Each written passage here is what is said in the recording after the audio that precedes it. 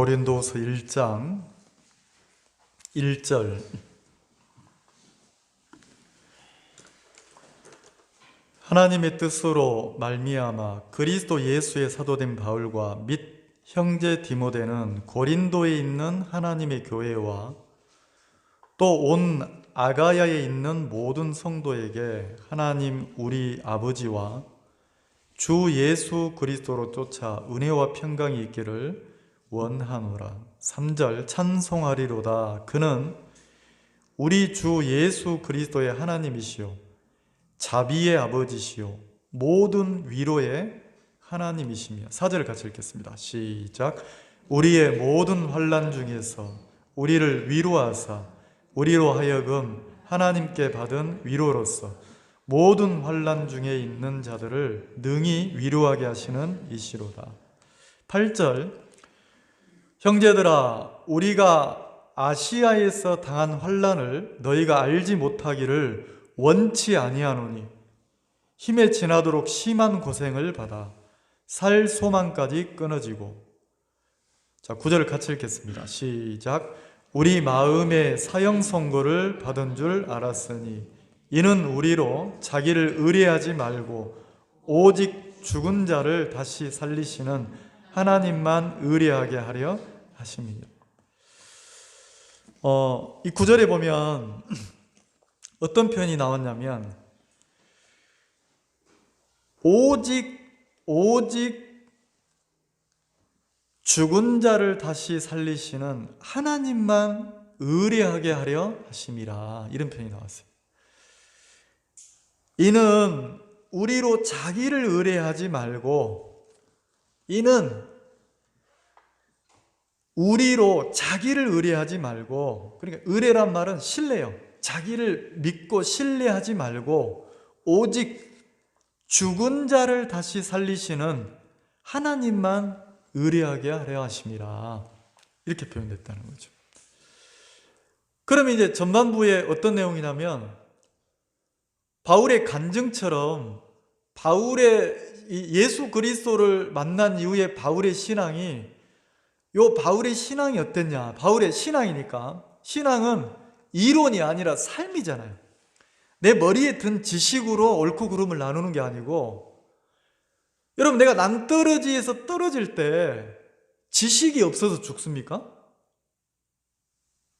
내가 어떤 병에 걸려서 병마와 싸우면서 생사를 다툴 때 내가 무슨 지식과 이론이 없어서 생명이 막 죽어가는 게 아니잖아요.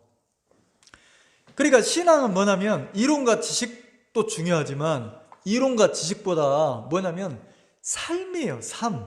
실제 생명을 놓고 한 발 한 발 내 영혼을 놓고 걸어가는 삶이라는 거죠.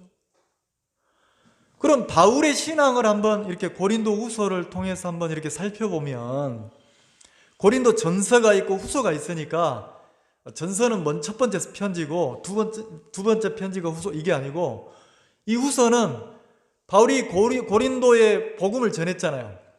2차 전도 여행 때 바울이 고린도 지역에 가서 1년 6개월을 머물면서 복음을 전했어요.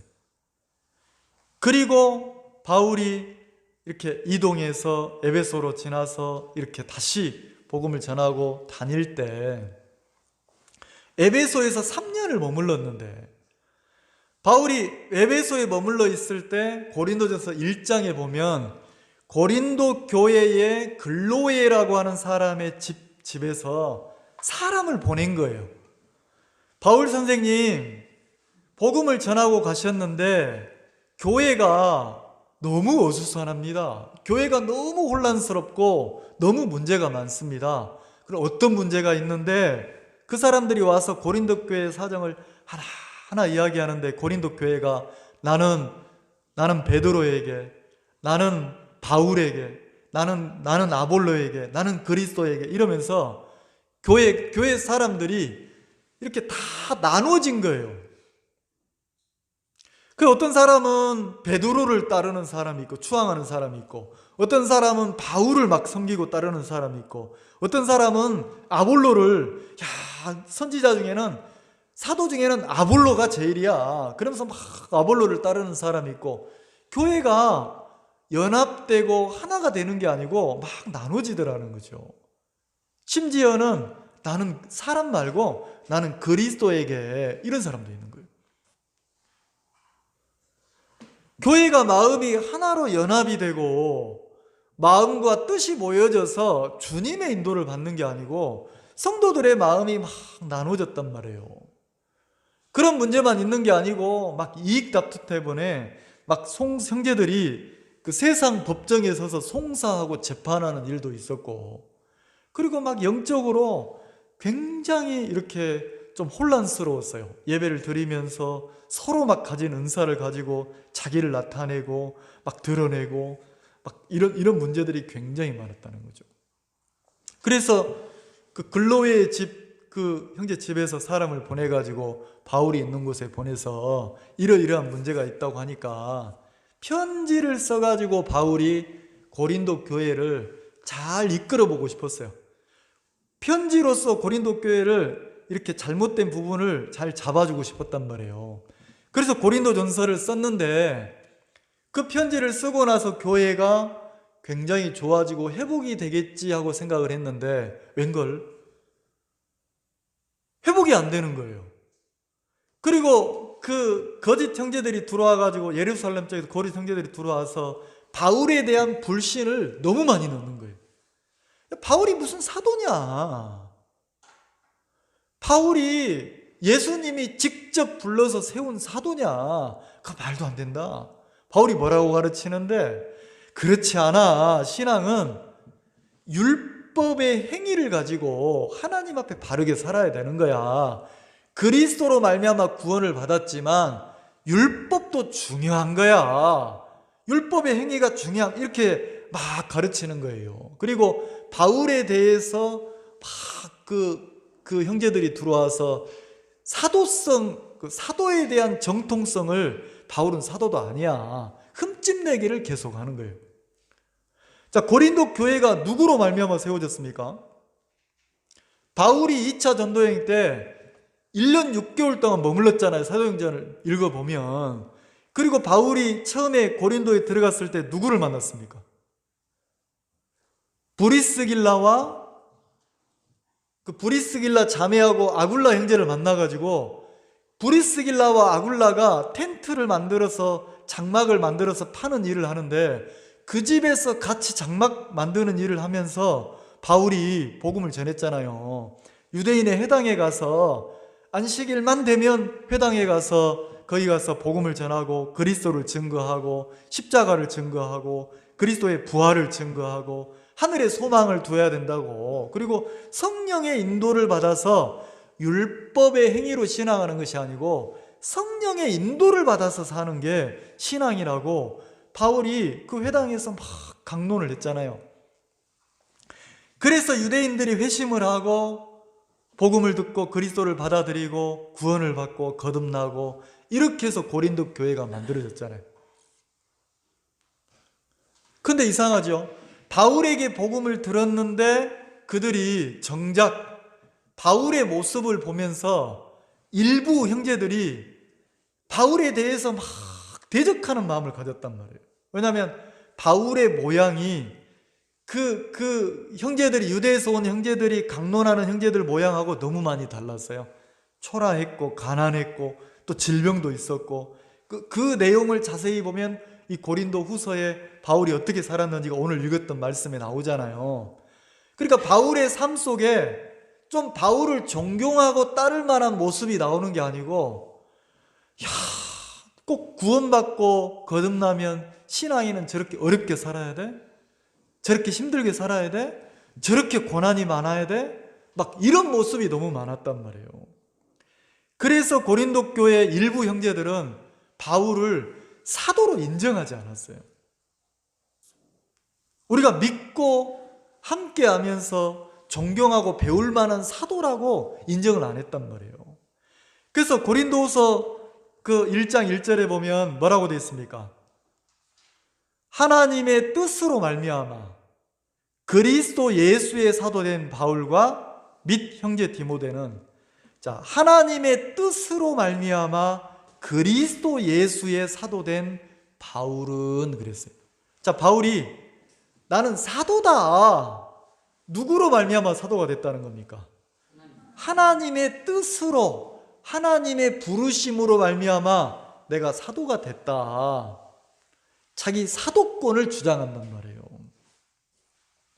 자기가 복음을 전해서 교회를 세웠는데 그 교회에서 자기를 사도로 인정을 안 하니까 이랬다는 거죠. 그러니까 바울의 마음이 어떻겠어요? 고린도 교회를 회복시키고 영적으로 잘 복음을 전했으니까 복음을 전해본 사람만 갖는 마음이 있어요. 생명을, 아이를 낳아본 여자만이 갖는 마음이 있어요.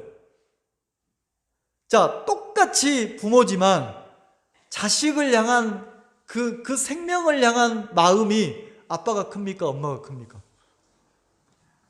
물론 아빠도 크지만 엄마가 훨씬 크거든요. 훨씬 커요.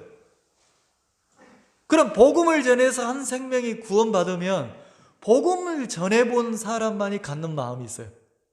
복음을 전하고 나면, 구원받고 나면 아, 됐다, 이제 됐네, 이렇지 않잖아요.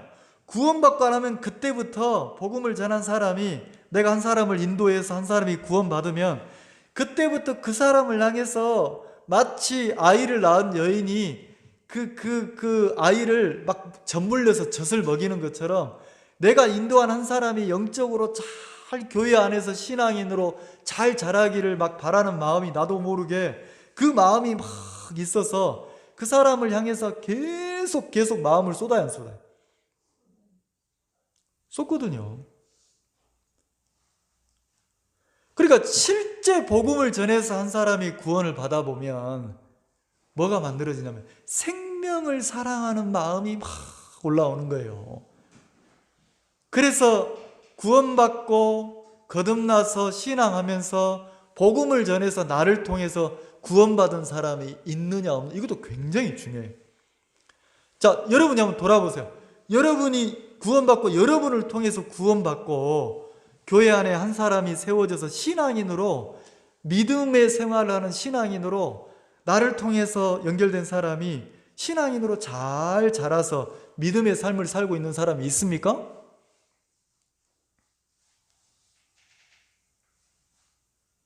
근데 그것도 굉장히 중요하단 말이에요.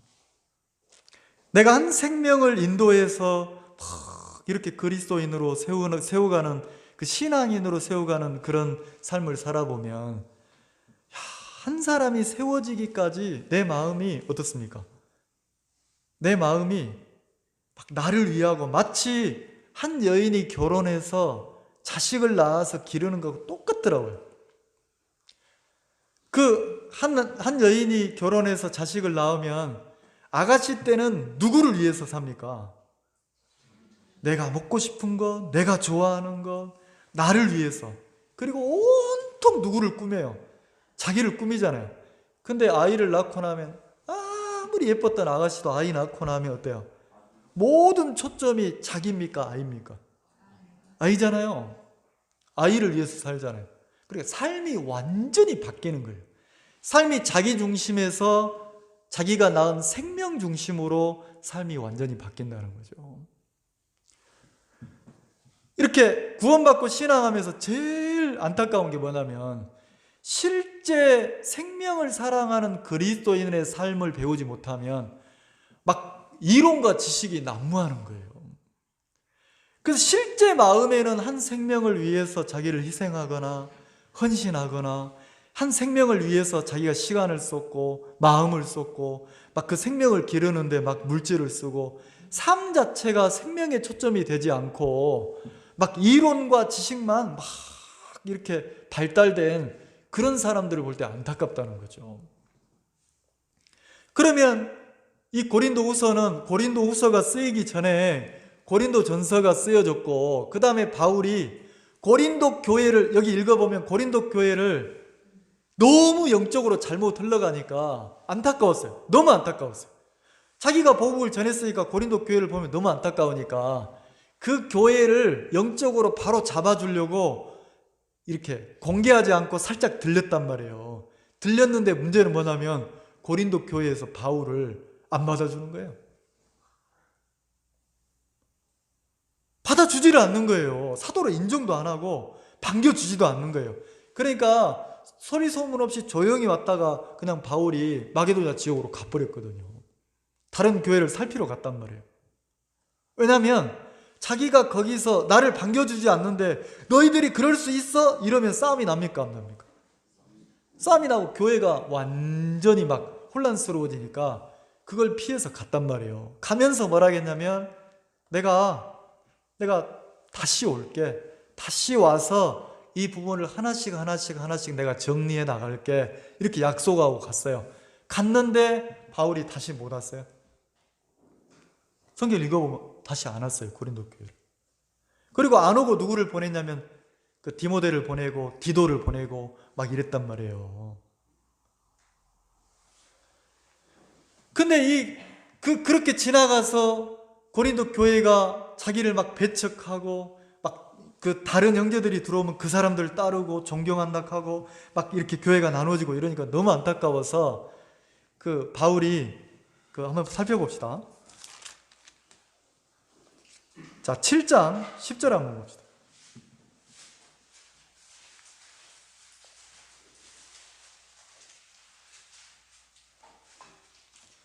자, 7장 8절 한번 보겠습니다. 8절. 그러므로 내가 편지로 너희를 근심하게 한 것을 후회하였으나 지금은 후회하지 아니함은 그 편지가 너희로 잠시만 근심하게 한 줄을 알미라. 자, 바울이 고린도 교회 편지를 써가지고 편지를 보냈어요. 디도편에 편지를 보냈는데, 자, 편지를 쓰고 나서 바울의 마음에 막 기뻤습니까? 막 근심이 되고 후회가 됐습니까? 그럼 그 편지 속에는 어떤 내용이 들었겠어요? 그 편지에는 바울이 편지를 써가지고 고린도 교회 형제 자매들을 책망하고 막 근심하게 하고 그렇게 하면 안 된다고 하고 강한 어조로 그 편지를 썼단 말이에요. 그래서 이 편지를 성경학자들은 뭐라고 하냐면 근심의 편지라고 그래요. 바울의 근심의 편지. 막 성도들이 근심할 수밖에 없도록 바울도 근심했고 그 편지를 썼다는 거죠. 근데 그 편지는 성경에 기록되지 않았어요. 그리고 기록되지 않았는데 다행인 게 뭐냐면 바울이 어떻게 보면 진짜 막 마음을 딱 정하고 영적으로 싸워서 내가 이르면 이르리라 이런 마음으로 작정하고 편지를 썼어요.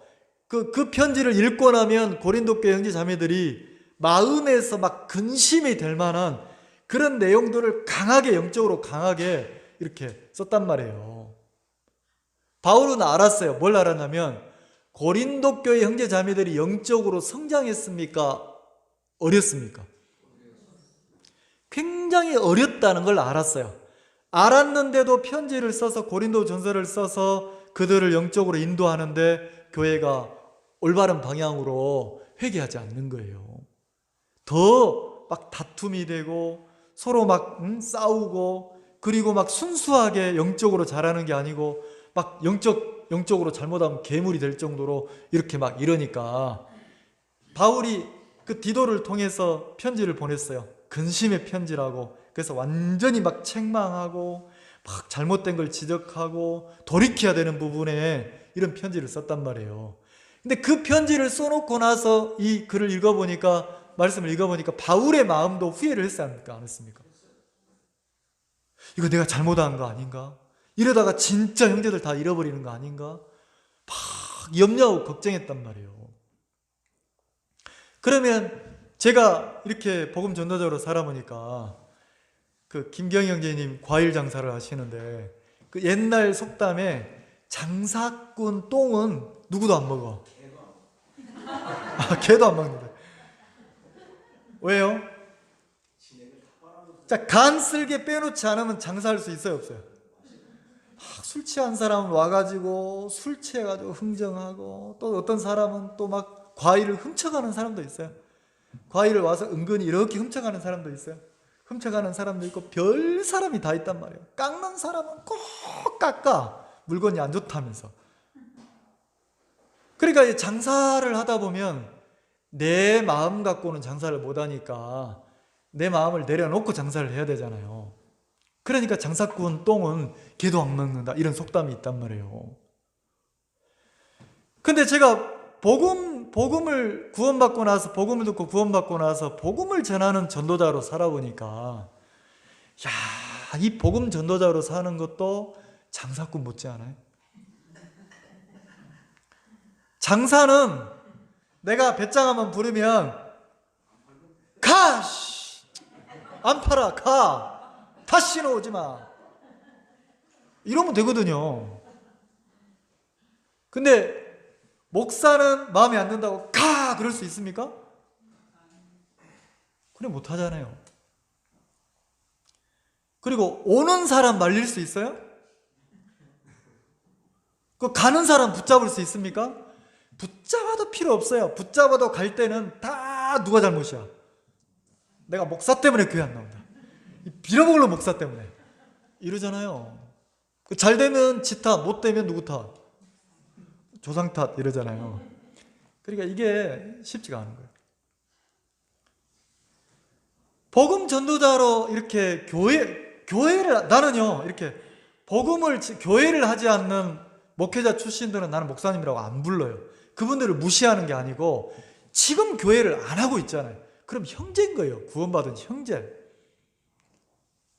근데 크든 작든 교회를 이끌고 있으면 그분은 목사인 거예요. 직분이 목사인 거예요. 왜? 직분이 교회를 이끌고 있으니까. 그러면 작은 교회든 큰 교회든 교회를 이끌고 있을 때 이 목회자 마음이 염려가 없습니까? 근심이 없습니까? 바울의 마음하고 똑같아요. 바울의 마음하고. 자, 거기 7장에 보면 뭐라고 되어 있습니까? 7장 8절에 그러므로 내가 편지로 너희를 근심하게 한 것을 뭐 했다고 그랬어요? 후회하였어요. 자, 그러면 이렇게 복음 전도자로 교회를 해보면, 신앙인으로 생명을 얻는데 이렇게 교회를 해보면 목회자 마음에 후회함이 많겠어요, 적겠어요? 죄송합니다. 믿음이 없어서 그런지 모르겠지만 후회가 많은 거예요. 왜요?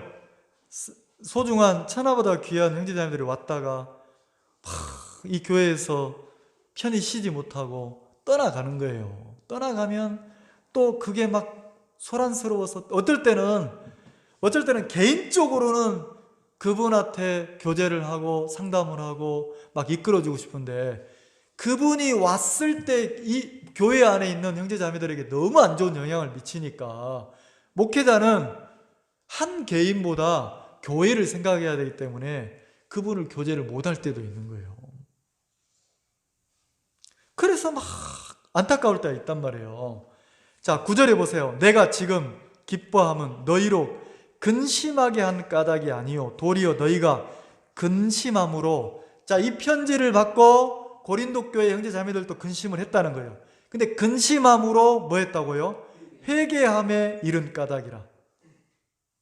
회개함에 이른 까닭이라 그랬으니까 고린도 교회 형제 자매들이 그 디도를 통해서 보낸 편지를 통해서, 근심의 편지를 통해서 형제 자매들이 많이, 거의 가반수 이상이 돌이켰다는 거예요. 회개했다는 거죠. 그래서 신앙인으로 마음을 바꿨다는 거죠. 자, 10절을 같이 읽어봅시다. 10절 시작. 하나님의 뜻대로 하는 근심은 후회할 것이 없는 구원에 이르게 하는 회개를 이루는 것이요 세상 근심은 사망을 이루는 것이요. 자, 하나님의 뜻대로 하는 근심은. 자, 그러면 진짜 여러분이 내가 구원받은 사람으로, 신앙인으로 여러분들이 한 발 한 발 삶을 살면 내 마음에 근심이 아예 없겠습니까? 때로는 근심이 막 찾아오겠습니까? 자, 하나님으로 인해서 하는 근심도 있어요. 하나님으로, 하나님의 뜻대로 하는 근심이 있다는 거죠. 근데 그 근심은 너무 좋아요. 왜요? 회개케 한다는 거지. 회개케. 그래서 그렇게 편지를 써가지고 고린도 교회 형제 자매들이 많은 사람들이 서로 다투고 당을 나누고 분쟁하고 이랬던 형제자매들이 바울의 그 교제를 통해서 많이 하나님 앞으로 돌아왔는 거예요. 그리고 디도가 와서 교회 소식을 전하는 거예요. 고린도 교회가 형제자매들이 마음이 회개가 돼서 다시 처음 복음을 들었던 것처럼 이제 이렇게 하나님 앞에 한 발 한 발 다른 사람을 탓하는 게 아니고 이렇게 자기 영혼을 초점을 두고 신앙을 하는 삶을 살게 됐습니다. 굉장히 많이 돌이켰습니다. 이렇게 소식을 전하니까 그게 너무 감사해가지고 바울이 다시 편지를 써서 보낸 게 이 고린도 후서란 말이에요. 그러니까 고린도 전서와 후서 사이에는 또 바울이 편지를 보낸 게 있습니까? 없습니까? 있어요. 있는데 그거는 성경에 기록되지 않았는데, 그래서 후서 그러면 첫 번째 편지, 두 번째 편지 이렇게 생각하면 안 되고 중간에도 바울이 막 눈물로 이렇게 막 근심하면서, 자, 왜 근심합니까? 부모가 자식을 놓고 막 근심하잖아요. 왜 근심합니까? 자식을 사랑하니까. 내 새끼니까. 그럼 바울이 근심의 편지를 쓴 이유가 뭡니까? 고린도 교회 형제자매들을 버릴 수가 없는 거예요. 근데 그 고린도 교회는 마치 압살롬이 다윗을, 자기 아버지를 백주 대낮에 막 이렇게 쫓아냈던 것처럼 고린도 교회는 바울을요 사도로 인정을 안 했어요. 그리고 굉장히 막 무시했단 말이에요. 여러분, 목회를 해보면 형제자매들이, 성도들이 나를 존경만 하겠습니까? 절대 그렇지 않아요. 언제 존경을 하냐면 진짜 저 목사님 마음의 사랑을 만났을 때 존경해요. 사랑을 받아보지 않으면 절대로 마음을 열지 않는 거예요. 야, 저 목사님은 우리를 사랑하시는구나. 주님의 마음으로 우리를 사랑하고 아끼시는구나. 야, 저분이 하나님의 종이구나. 이게 느껴질 때 믿고 따르지, 그렇지 않으면 무시한단 말이에요. 어떤 분이 저보고 그러는 거예요. 목사님, 어떻게 그런 무시를 당하면서 목회를 하세요? 나 같으면 확 뒤집어 엎을 건데, 쥐기쁠 건데, 이러더라고요. 그래서 내가 그랬어요. 그러니까 자매님하고 나하고 삶이 다르죠. 자매님은 그냥 자매님으로 신앙하는 거, 목회를 하려면, 자식을 키우려면, 여러분들이 어디 가서 다 한가닥 잘난 척 하죠? 저도 주특기가 잘난 척인데 어디 가면 잘난 척 해요. 내가 잘난 것처럼, 내가 아는 것처럼, 내가 잘하는 것처럼. 근데 보세요. 이번 주에 홍성을 예배드리고 진주를 들렸는데, 남의 얘기지만 죄송합니다. 김경희 형제님이 다른 때와 다르게 길을 못 피는 거예요. 장사하시는데 김형제도 주특기가 잘난 척이거든요. 저를 닮아가지고. 목사가 잘난 척을 잘하니까 성도도 잘난 척을 잘하는 거예요. 잘난 척을 잘하는데 그날은 길을 못 피고 이렇게 쉬는 거예요. 그래 보니까 막내 여동생이 오빠 내가 일 도와줄게 그러면서 와서 있는데 막내 여동생한테 꼼짝 못하는 거예요. 꼼짝 못하는 거예요. 그래서 물었어요. 아니 형제님 왜 이렇게 오늘따라 이렇게 길을 못 핍니까? 그랬더니 아무 말도 안 하는 거죠. 근데 동생분이 가시고 나니까 그때서 얘기하는 거예요. 자가 우리 집의 대장입니다. 자가 우리 집의 대장입니다. 저 막내가 대장입니다. 아이고 제 앞에서 기 못 핍니다. 왜냐하면 다른 사람 알바를 쓸 때는 김영재님이 사장이니까 누구 마음대로요? 사장 마음대로. 그 과일을 조금 이렇게 틀어 놓으면 그렇게 놓으면 안 되고 딱 돌려놓고, 그럼 알바가 말 드려야 돼, 안 드려야 돼요? 드려야 되거든요. 근데 이 동생은 오빠 머리 꼭대기 위에 있는 거예요. 오빠 그러면 안 돼. 오빠, 왜 오빠는 자꾸 그래? 막 뭐라 하니까 오만 잔소리를 다 드려야 돼, 안 드려야 돼? 잔소리를 드려야 되니까 김영재님이 기가 다 죽었어. 기가 죽어 눈치 보느라고 조용히 잘난 척 못하고 가만히 있는 거예요. 근데 가고 나니까 동생분이 가고 나니까 김영재님이 막 생기가 살아가지고 막 이러더라고. 여러분 자식을 낳아봤습니까? 그 자식을 키워봤습니까? 자식이 커서 머리가 굵어지면 엄마 아빠 말을 들어야 안 들어요? 잘 안 듣거든요. 언제만 말 듣습니까? 돈 필요할 때. 그리고 무슨 일이 있으면 조금만 잘못하면 어떻게 합니까? 아, 아빠는 그러지 말라고 창피해 죽겠네. 엄마 그러지 말라고 왜 그래? 이런 소리 들어봤어요? 누구를 창피해요? 그러니까 자식이 이제 부모를 막 간섭하는 거예요. 자식이. 그게 정상적인 삶이라는 거죠. 그러면 진짜 신앙이나 진짜 어떤 생명을 기르는 생명의 삶을 살아보면 그 자식들이 막 원망하고 자식들이 막 투정하고 자식들이 막 꾸지람하고 이런 거를 다 들어야 됩니까? 안 들어야 됩니까? 들어야 된다는 거죠. 왜요? 그래야 그 아이도 생명으로 어른으로 커가니까. 그럼 바울이 그랬어요. 바울이 성도들을 책망만 한 게 아니고 고린도 교회 자기가 복음을 전한 교회에서 저게 무슨 복음 전도자야? 지금으로 말하면 저게 무슨 목사야? 아이고 목사 같지도 않은 게. 다른 목사님을 보니까 막 말씀도 잘 전하고 막 진짜 막 목사 같은데 우리 교회 목사님은 목사 같지도 않다. 이런 소리를 들었단 말이에요. 바울이. 그리고 심지어는 찾아가서 교제를 하려고 하는데 문전박대했단 말이에요. 안 받아들였어요. 그래서 바울이 조용히 고린도 교회를 스쳐 지나듯이 조용히 이렇게 지나가기도 했단 말이에요. 그리고 편지를 써가지고 그러면 안 된다고 하는데도 안 듣는 거예요. 그래서 바울이 극약 처방하듯이 내가 진짜 막 이렇게까지 내가 근심하면서까지도 편지를 써야 되겠다면서 성도의 삶에 대해서 교회에 대해서 성령의 인도에 대해서 막 어떻게 우리를 주님이 구원하셨는지 그 내용을 자세히 썼단 말이에요. 그리고 누구누구는 그렇게 하면 안 되고 누구누구는 그 잘못된 거고 누구누구는 하나님 앞에 돌이켜야 되고 아주 세세하게 썼어요. 근데 그 편지를 읽고 성경에 기록되지 않지만 그 편지를 읽고 고린도 교회 형제자매들이 돌이켰단 말이에요. 그 소식을 디도가 가지고 오니까 바울이 너무 기뻤어요. 너무 기뻤어요. 그래서 고린도후서 1장에 보면 어떤 단어가 많이 나오냐면 자 보세요. 자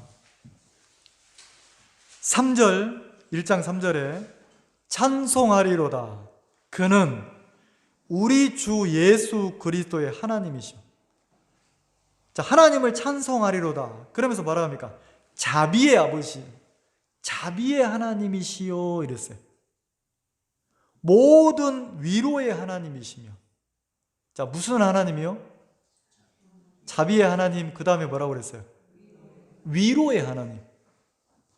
자 하나님이 위로의 하나님이래요. 위로하시는 하나님. 그래서 여기에서 굉장히 많이 나오는 단어가 위로예요. 4절 우리의 모든 환난 중에서. 자 신앙인으로 살다 보면 환난이 많습니까? 적습니까?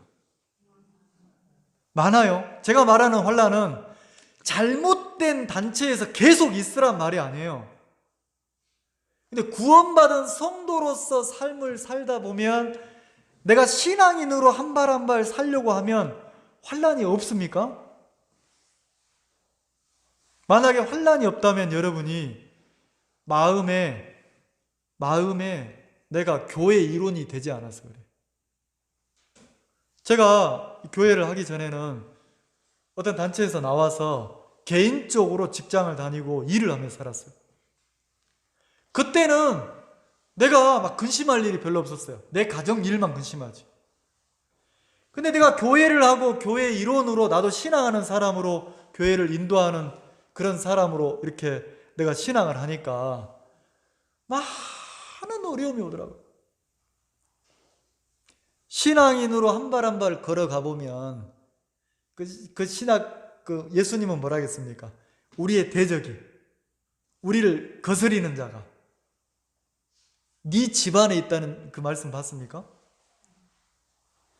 내가 신앙인으로 한 발 한 발 걸어가려고 하면 신앙을 지키고 신앙인으로 걸어갈 때 환난이 많단 말이에요. 그리스도인으로 살 때. 그래서 말하겠습니까, 바울이 우리의 모든 환난 중에서, 이거는 성도로서 한 발 한 발 인생을 걸어갈 때 오는 환난이에요. 그 환난 중에서 우리를 위로하사 그랬어요. 누가 위로합니까? 어떤 분을 만났는데 아무 것이 자매 때문에, 아무 것이 때문에, 아무 것이 때문에, 누구 때문에, 누구 때문에, 막 사람 때문에 막 고통하는 사람이 있는 거예요. 또 부인 자매들은 우리 남편 때문에, 남편 때문에, 남편 때문에. 결국 누구 때문입니까? 사람 때문인 거예요. 그리고 또 형제 자매들은 또 어떤 분들은 또 막 목사 때문에, 목사 때문에, 목사 때문에 막 이런 분도 있는 거예요. 결국 누굽니까? 사람이에요. 근데 신앙하면서 사람이 내 마음에 눈 녹듯이 탁 녹아 없어질 때가 있어요. 사람이 사라져 버리는 거예요. 사람이 사라지고 오직 내 앞에 계시는 나를 구원하신 하나님 한 분이 딱 계시고 그 하나님 앞에 내 영혼이 서서 한 발 한 발 걸어가는 신앙의 그 걸음이 시작될 때가 있단 말이에요. 자, 언제 눈 녹듯이 누구 때문에 아니면 어떤 형편 때문에 형편이나 사람이 언제 다 녹아 없어집니까? 언제 없어지죠? 네, 하나님이 인정될 때. 하나님 그분이 내 마음에 인정이 될 때, 아, 하나님이 내 영혼을 위해서 이렇게 나를 가두셨구나. 하나님이 영편 속에 나를 두셨구나. 그 하나님이 딱 인정이 되면, 다시 말해 여기에 표현하면 하나님, 우리를 위로하시는 하나님 그랬잖아요. 하나님의 위로를 받으면 사람에 대한 원망이 끝납니까? 안 끝납니까? 자, 요셉을 한번 예를 들어봅시다. 요셉이 17살에 형들에게 팔렸어요. 자, 지금 나이도 17살 그러면 이미 이성이 다 갖춰졌어요? 안 갖춰졌어요? 17살이면 성인 취급 받잖아요. 근데 요셉이 가족인 형들에게 노예로 팔렸어요. 형들에게 버림을 받고 노예로 형들이 팔아붙단 말이에요. 근데 팔릴 때 한번 봅시다. 팔릴 때. 자, 팔리기 전에 요셉의 옷을 어떻게 했어요? 홀딱 벗겼어요. 그리고 어디에 집어넣습니까? 구덩이에 집어넣었어요. 구덩이에. 17살 먹은 총각을 누가? 형들이 억지로 옷을 벗겼단 말이에요. 홀딱. 그럼 이건 뭘 가리킵니까? 수치예요. 수치. 자, 타인에게 남에게 수치를 당하면 그나마 참을 수 있잖아요. 근데 누가 나를 지금 수치를 줍니까? 혈육이, 형들이, 가족이. 자, 우리 형제님들, 다른 사람이 다 무시하는 건 참을 수 있는데 같이 사는 마누라가 나를 무시하면 열 받아야 안 받아요? 무시를 안 당해봤습니까? 같이 사는 아내가 나를 무시하면 막 뚜껑이 날아갑니까? 안 날아갑니까? 날아가잖아요. 그래서 뭐합니까? 비행기듯이 막 날아다니잖아요. 싸우고. 다 무시를 당해도 누구한테만큼은 존중받고 싶어요? 아내한테만큼은 존중받고 싶잖아요. 근데 희한하지, 누가 제일 많이 무시합니까? 아내가 못 만날 남자를 만나서 산 것처럼 무시를 해. 그리고 내 인생이 누구 때문에 망한 것처럼 무시를 합니까? 저 인간 때문에 내 인생이 이렇게 망쳤다고 생각하듯이 이야기를 해, 자매님들은. 실은 자기가 좋다고 따라와 놓고. 그럼 보세요. 요셉이 형들에게 수치를 당하고 그리고 은 30냥에 노예로 팔렸어, 안 팔렸어? 지금 시대로 말하면 인신매매예요. 돈 받고 팔았어요, 안 팔았어요? 돈 받고 팔렸단 말이에요. 누가 팔았어요? 이런 얘기를 해야 될지 모르겠네요. 간혹 가다가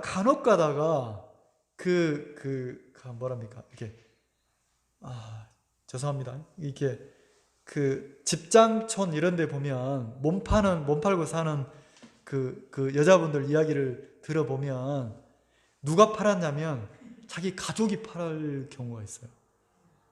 그럼 이거는 완전 인신매매가 아니고 완전히 가족들이 자기를 이렇게 팔아버리면 평생 한이 됩니까? 안 됩니까? 그리고 요셉의 마음에 한이 안 쌓였겠어요? 그렇게 팔렸단 말이에요. 그리고 노예 생활을 해. 방금 전까지는 어떻게 살았어요?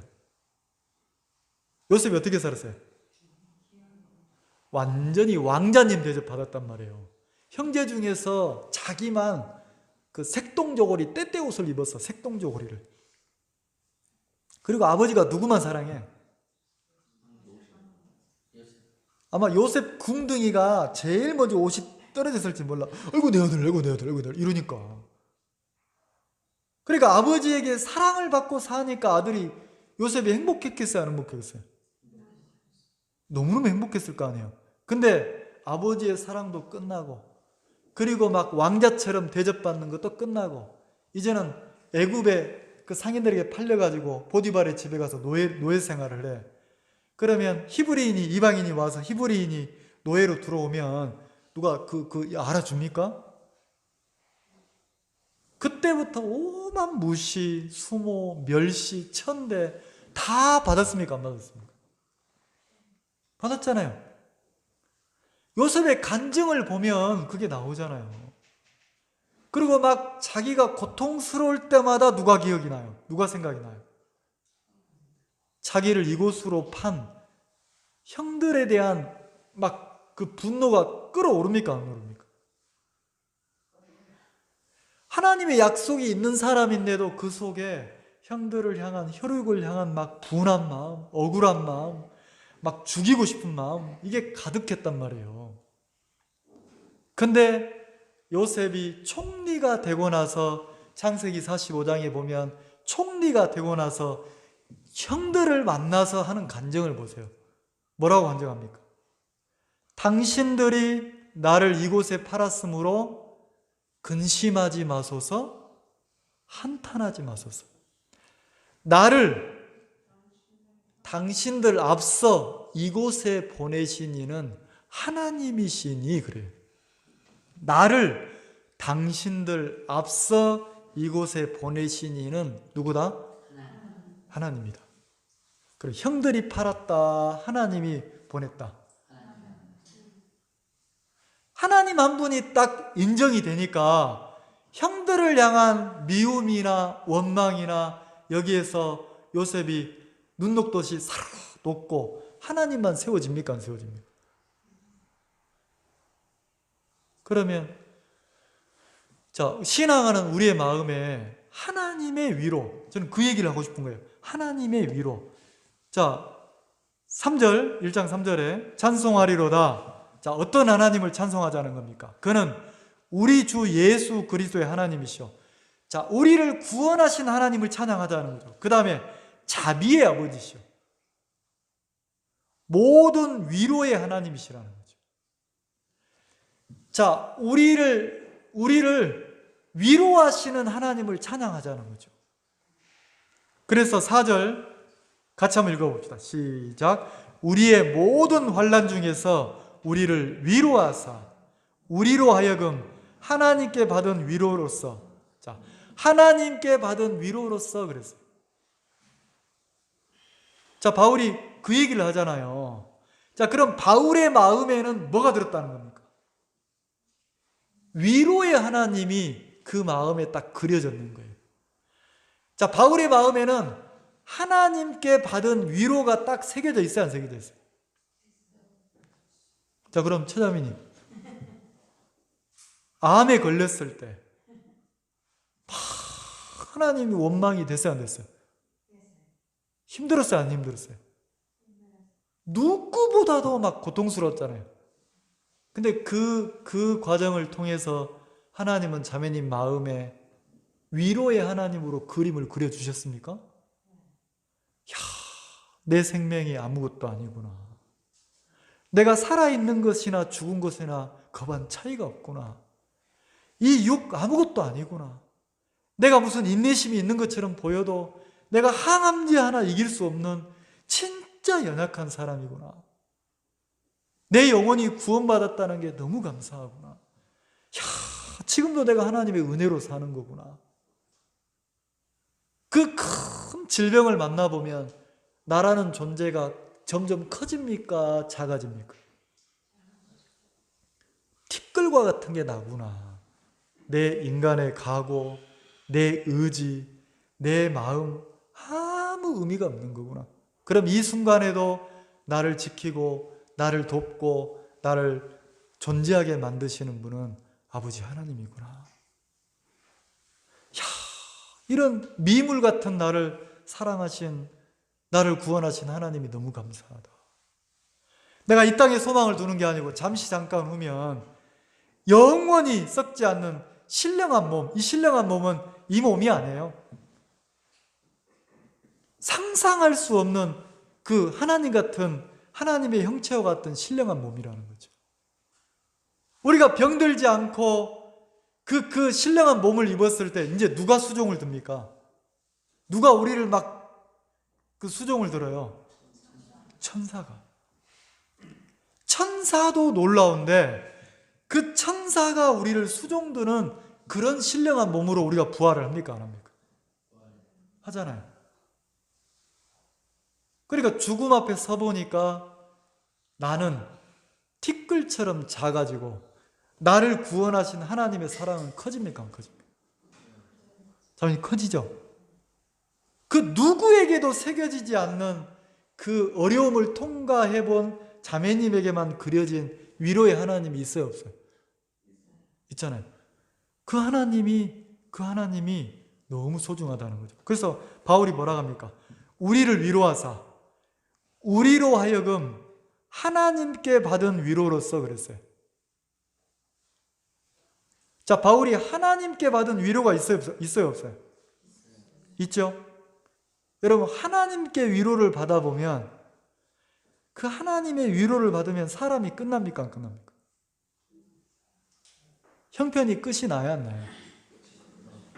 여러분, 세상을 향한 미련도 사람에 대한 원망도 세상을 향한 미련이나 사람에 대한 원망이나 형편에 대한 무슨 이런 고통도 언제 오는지 아세요?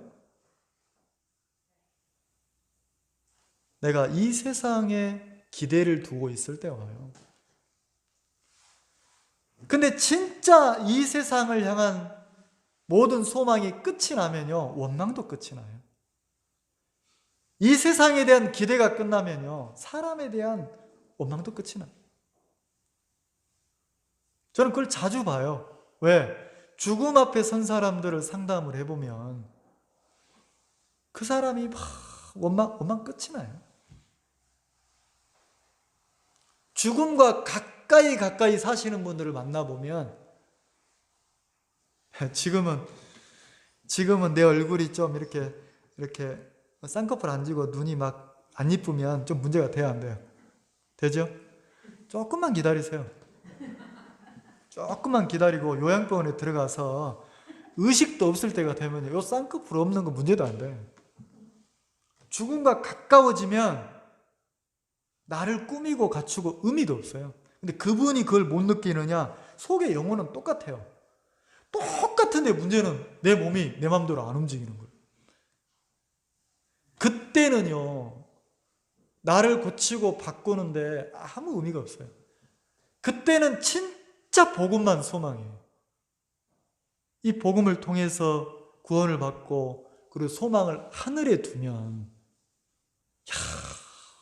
이 육신 잠시 잠깐 후면 내가 벗고 영원한 세계로 간다. 그 소망을 가진 사람이 누리는 행복이 가장 큰 거예요. 그럼 바울이 그걸 얘기하는 거예요. 신앙인으로 살면서 환난이 많았다는 거죠. 그래서 4절에 우리의 모든 환난 중에서 바울의 삶을 보면 환난이 많았습니까? 안 많았습니까? 자, 8절 형제들아. 자, 고린도 교회 형제자매들이 간증을 하는 거예요. 바울의 간증. 형제들아, 우리가 아시아에서 당한 환난을 너희가 알지 못하기를 원치 아니하노라. 이 말은 뭡니까? 아시아에서 내가 복음 전하면서 당한 환난을 내가 얘기할게. 너희 한번 들어봐라.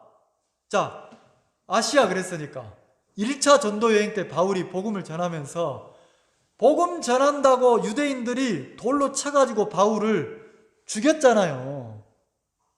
죽은 줄 알고 밖에다 버렸습니까? 안 버렸습니까? 버렸어요. 근데 안 죽었거든.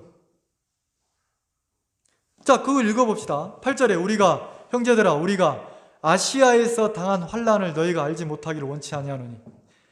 자, 힘에 지나도록 심한 고생을 받아. 자, 심한 고생. 자, 심한 고생. 근데 그 앞에 뭐라고 써져 있어요? 힘에 지나도록. 고생이 얼마나 심했으면 기력이 다 소진됐다는 거지. 힘에 지나도록. 왜 가끔 어떤 형제님이나 자매님들 볼 때, 아이고, 사탕, 이런 사람이 있어요. 당 떨어진다, 그러면서. 이제 나이가 먹어가지고 노화 현상이 나타나니까 당이 있는 사람 당 떨어지면 그때 막 온몸에 막 땀나면서 기운이 빠지면서 힘들 때가 있어요, 없어요? 막 그 심장이 부들부들 떨릴 때 있습니까? 손이 막 떨리는 거예요. 그러면 뭐예요? 얼른 사탕 하나 먹으면 당이 충족되면 좀 좋아지는 거예요. 힘에 지난다는 표현 이해가세요? 힘에 지나도록 어떤 일을 막 지치도록 해보면 힘에 지나도록 이랬으니까. 그럼 바울은 힘에 지나도록 고생을 뭐 했다고요? 받았다는 거죠. 뭐 때문에? 그리스도를 구주로 모시고 신앙하는 그것 때문에, 그리스도를 증거하는 것 때문에 힘에 지나도록 고생을 받았어요, 안 받았어요? 받았다는 거죠. 자, 그 다음에 살 소망까지 끊어지고. 살 소망이 끊어졌대요. 이 말이 뭐예요? 아, 여기가 끝인가 보다. 여기까지인가 보다. 이렇게 내가 죽는가 보구나. 왜냐하면 복음 전하다가 돌에 맞아서 기절해 부수니까. 그럼 바울의 삶을 보면 우리가 성경을 볼 때 바울의 1차 전도행, 2차 전도, 3차 전도행 이러지만 사도행전을 읽어보면 말이 1차, 2차, 3차 전도행이지 바울의 삶이 예수님을 마음의 구주로 모신 이후에 계속 뭐하고 다녔어요? 도망 다녔잖아요. 그 시대에 뭡니까? 이미 갖추어져 있는 무슨 사람들입니까? 기존 세력들, 유대인들이 바울을 예수님을 증거한다고 완전히 이단 취급하고 막 무리를 일으키는 사람 취급하고 막 잡아 없애야 될 사람처럼 핍박했잖아요. 그래서 도망 다녔단 말이에요. 살 소망까지 끊어지고. 그 다음에 9절 봅시다. 우리 마음에 사형 선고를 받은 줄 알았으니. 자, 어디에 사형 선고를 받았다고요? 마음에. 아이고, 가만히 있으니까 내가 가마떼기로 보이는가 보지. 아이고, 저것들 봐라. 아이고, 가만히 있긴 있어. 지금 가만떼기 말 가만히 있는데 속은 천불이 나 안 나. 내가 한번 움직이기 시작하면 저것들 다 죽여 안 죽여? 이 말 이해가세요? 마음은 살아있어요, 안 살아있어요? 살아있단 말이에요, 마음은. 근데 여기서 바울은 뭐라 했어요? 우리 마음의 사형 선고를 받은 줄 알았다는 거죠.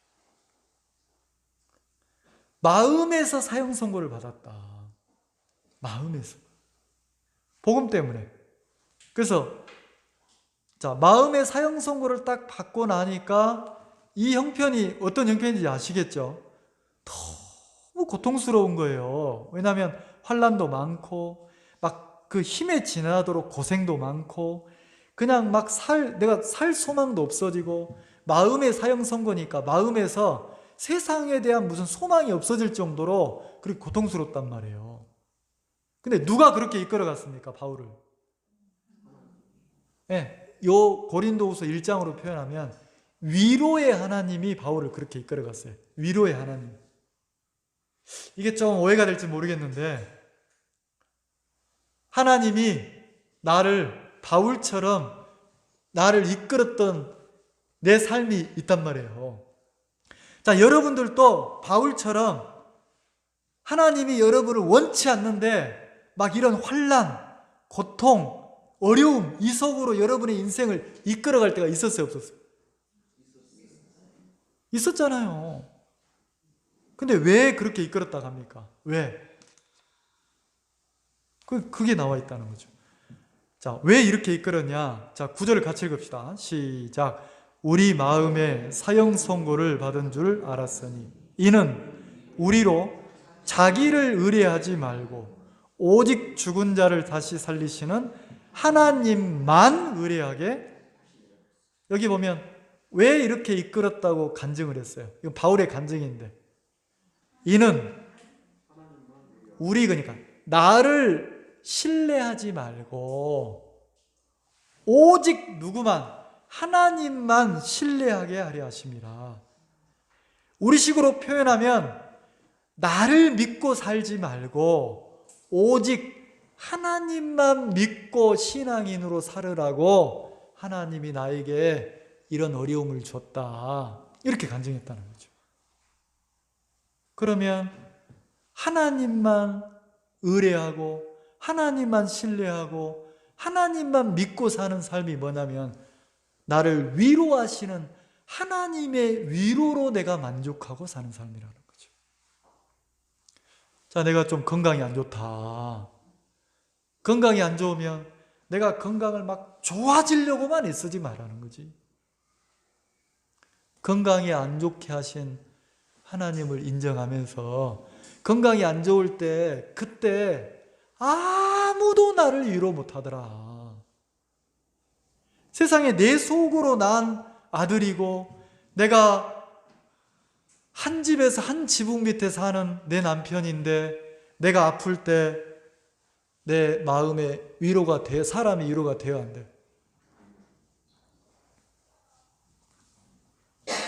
그 걸음을 안 걸어봤습니까?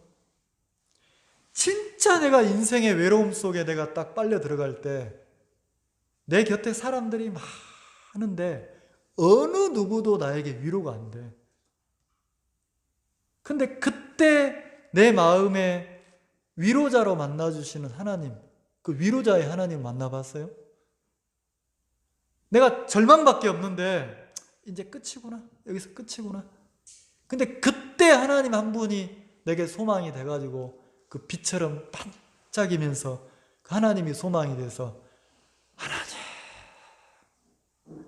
한 번만 나에게 기회를 주십시오, 하나님, 이랬을 때 그 하나님이 내 생명을 탁 지켜가지고 다시 인생을 살 때 하나님만 나에게 생명이 된 그런 간증이 없냔 말이에요.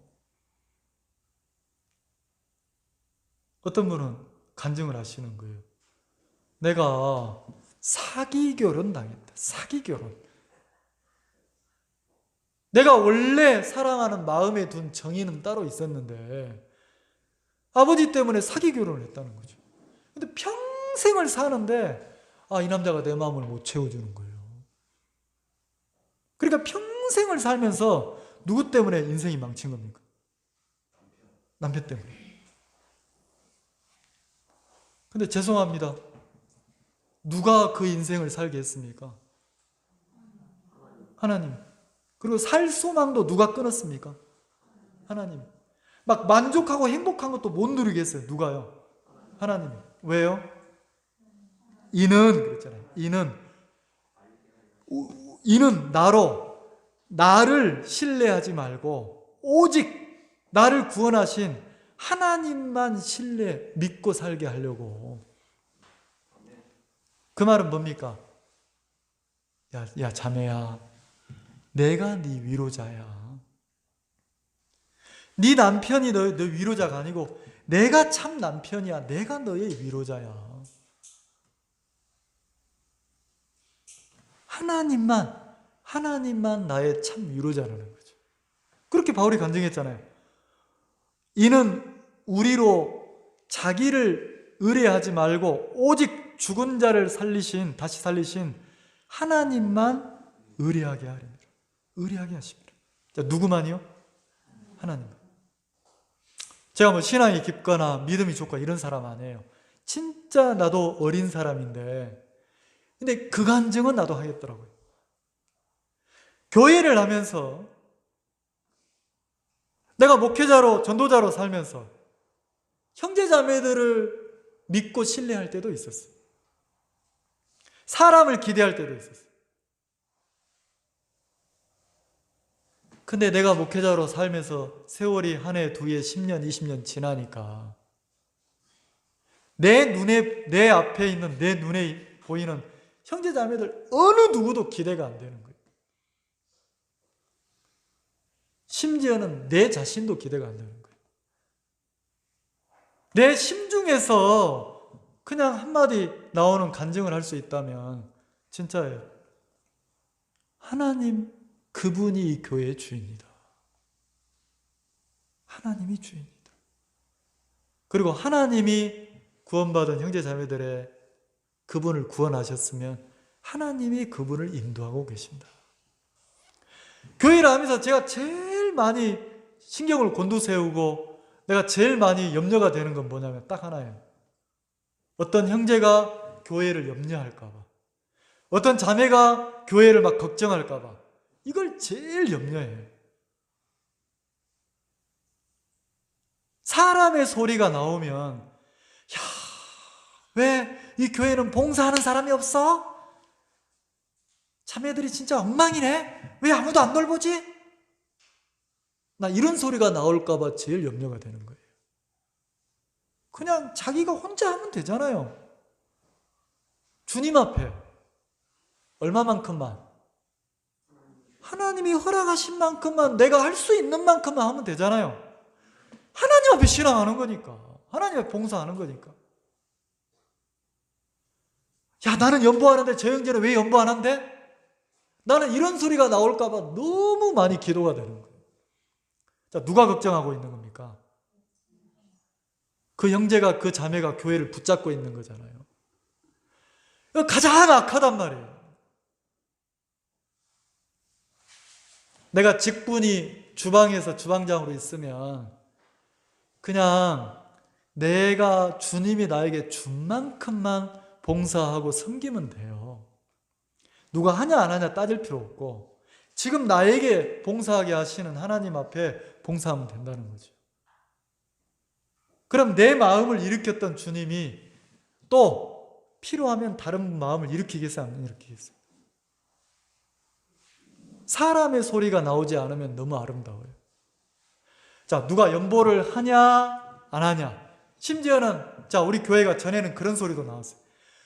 연보가 많이 나오네 안 나오네 이런 소리도 나왔어요. 옛날에. 그럼 영적으로 그거는 건강한 교회입니까? 어린 교회입니까?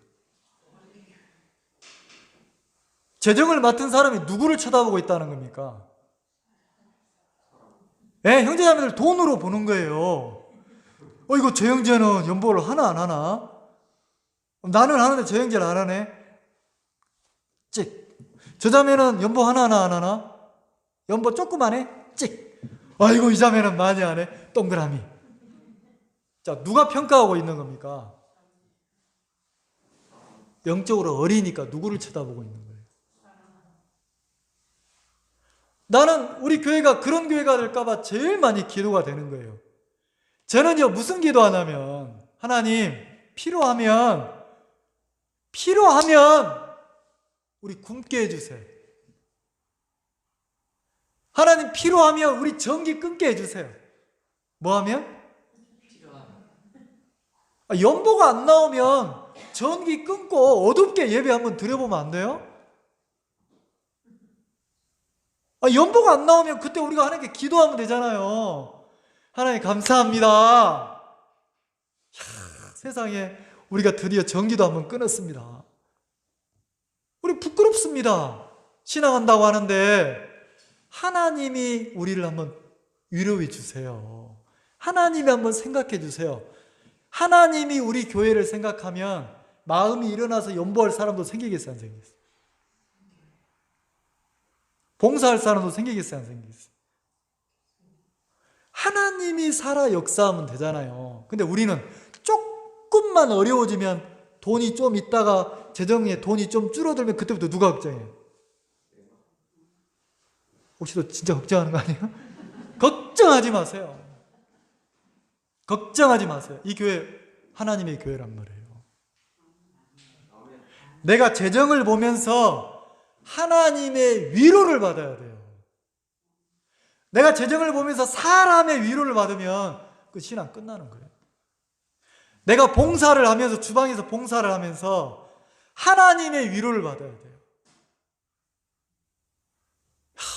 저 자매 참 귀하다. 어떻게 부엌에서 혼자만 일할까? 참 귀하다. 참, 그게 위로가 되면 안 돼요.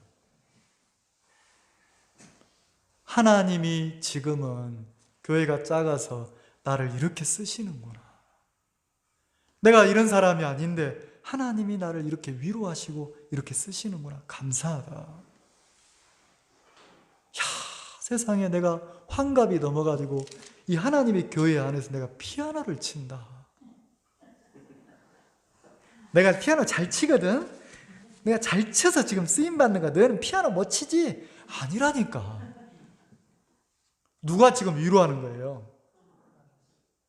야, 너 마음에 상처 많지? 어려움 많이 당했지? 내가 너에게 주를 찬양할 수 있는 기회를 줄게. 하나님을 섬길 기회를 줄게. 조금 있으면 젊은 사람 오면 너 밀려나야 돼. 넌 좀 주워. 그때는 더 영적으로 깊어지면 돼. 지금은 내가 널 위로하는 거야. 그러면서 세상에 60이 넘어가지고 환갑이 넘은 자매이 내일 모레 70인데 피아노를 막 우아하게 치는 거예요. 누가 위로하는 겁니까? 하나님. 바울은 하나님만 의뢰하면서 살았다 하잖아요. 신앙했다 하잖아요. 그럼 이 간증을 왜 합니까? 너희도 하나님의 위로로 신앙을 해라. 하나님만 의뢰하고 살아라. 하나님만. 근데 왜 고통스럽습니까? 구원받은 사람이. 왜 괴롭습니까? 이 교회 나오는데 왜 근심 속에 삽니까? 하나님도 의뢰하지만 누구도 의뢰해요? 나도 믿는 거예요. 그러니까 하나님도 믿고 나도 믿으니까 하나님만 믿으면 근심할 게 없어. 근데 나를 믿으면, 내 생각으로 보면 이 교회가 근심할 게 많아요, 안 많아요? 자, 다시 한번 거기 읽어봅시다. 9절 읽고 마치겠습니다. 같이 읽읍시다. 시작. 우리 마음에 사형 선고를 받은 줄 알았으니 이는 우리로 자기를 의뢰하지 말고 오직 죽은 자를 다시 살리시는 하나님만 의뢰하십니다. 자, 내 마음에 뭘 받아야 돼요? 사형 선고. 자, 그럼 우리 한번 연극 한번 해볼까요? 자기 이름을 하고 내 마음에 한번 사형 선고 한번 내려봅시다. 야, 정태균 너 죽었어. 이렇게. 자, 여러분도 한번 해보세요. 여러분 이름을 놓고 야, 한번 해요. 야. 그 다음에 여러분 이름 놓고 정태균 너 죽은 거야. 마음의 사형 선고를 좀 내리란 말이에요. 근데 신앙한다면서 입만 열면 자기 마음, 자기 소리, 자기가 막 나오는 거예요. 그러니까 하나님이 의뢰가 됩니까? 안 됩니까? 하나님이 안 믿어지는 거예요. 근데 바울은요, 자기 마음의 사형 선고. 바울은 정확하게 깨달았어요. 아, 내가 그리스도를 섬기는 신앙인으로 살 때 하나님은 나를 사형 선고를 내렸구나. 내 마음의 사형 선고. 그러면 바울은 오직 하나님의 뜻, 주님의 뜻에만 이끌렸다는 거죠. 저는 오늘 두 가지를 얘기하고 싶어요. 여러분이 신앙하시려면 첫째, 여러분이 하나님의 위로를 받고 신앙하세요. 사람 말고 하나님의 위로. 그리스도인은 하나님의 위로를 만날 때 어떤 형편도 다 넘어갈 수 있어요. 가장 행복해져요. 두 번째는 마음의 사형 선고를 내리세요. 하나님이 사형 선고를 내렸다는 거죠. 왜요? 나를 믿지 말고 오직 누구만 믿게 하려고. 네. 하나님만 믿고 신앙하는 삶을 살게 하려고. 그러면 우리 교회는 누가 머리 되십니까? 누가 주인입니까? 하나님. 그러면 내가 어떤 부서에 있든 어떤 위치에 있든 내가 염려하고 내가 걱정할 게 있어요, 없어요? 그냥 주님이 내게 준 분량만큼만 기쁨으로 주를 섬기고 찬양하자는 거죠. 그걸 하나님 어렵게 하시면 어려움도 당해보고 주님 앞에 무릎 꿇으면 되지 않냐는 거예요. 여러분의 삶 속에도 하나님만 의뢰하고 하나님만 소망하는 그런 신앙이 이렇게 열리기를 기도하겠습니다. 자, 기도하겠습니다. 하나님, 바울이 고린도 교회를 너무너무 사랑했습니다. 바울의 마음에는 이미 하나님의 위로로 신앙을 하고 있고, 바울의 마음에는 자기를 기대하고 믿고 신뢰하던 그 마음의 사형 선고가 내려져서 이제는 하나님만 믿고 의지하는 그 하나님께 이끌리는 신앙의 걸음을 걷고 있는 바울이 고린도 교회를 사랑해서 성도들에게 그 신앙을 가르치고 싶었고 그 신앙으로 이끌고 싶어서 간증하면서 편지를 썼던 것을 보게 됩니다. 우리 교회가 하나님이 살아서 일하시는 교회로 하나님이 세워가시는 걸 생각할 때 너무 감사하고, 천하보다 귀한 형제 자매들 한 분 한 분이 사람이 아닌 하나님의 마음에 이끌려서 봉사하고 하나님의 마음에 이끌려서 연보하고 또 하나님의 마음에 이끌려서 주를 찬양하고 경배하며 주님께 예배드리는 형제 자매들이 한 분 한 분 많아지는 걸 생각할 때 너무 감사합니다. 사랑하는 형제 자매들을 축복해 주시옵소서. 오늘 함께하지 못한 형제 자매들도 있습니다. 몸이 좋지 않아서 오지 못한 분들도 있고 또 집안에 사정이 있어서 오지 못한 분들도 있는데 하나님이 그분들이 어디에 계시든 사랑하는 형제 자매들을 기억하시고 그분들이 또 주님만 소망하며 행복하게 시간을 보낼 수 있도록 은혜를 입혀 주시옵소서. 유튜브로 말씀을 듣는 형제 자매들 또 홍성에 있는 형제 자매들 한 분 한 분 하나님이 기억하셔서 은혜 입혀 주시게 되길 바랍니다. 주님 앞에 감사를 드립니다. 이런 귀한 교회와 귀한 형제 자매들을 주셔서 감사합니다. 예수님의 이름으로 기도를 드렸습니다. 아멘.